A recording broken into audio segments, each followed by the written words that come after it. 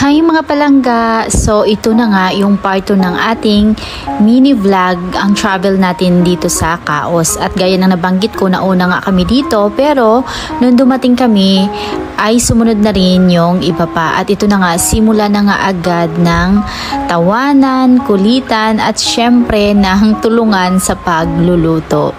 Ang totoo niyan, yung chef namin hindi pa talaga dumadating. Kaya habang nag-aantay kami sa kanya, tinawagan na lang namin siya para ihanda na namin kung ano ba yung mga kailangan niya sa pagluluto. At tulong-tulong nga kami bawat isa. Siyempre pa, pag hindi ka tutulong, hindi ka makakakain.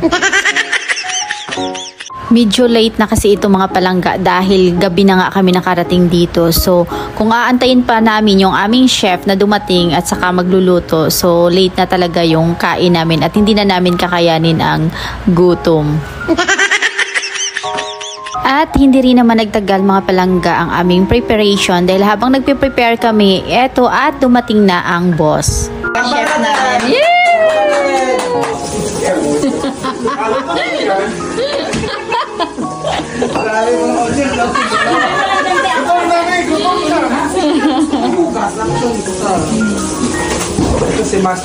So ayan na nga mga palangga, ganyan kami kasaya at habang nagluluto nga kami dito sa kusina, ang iba naman ay kumakanta.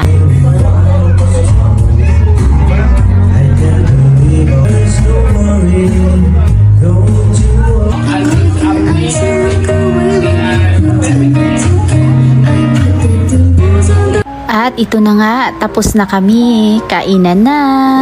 Huwag niyong itapong bro, wala tayong makakain.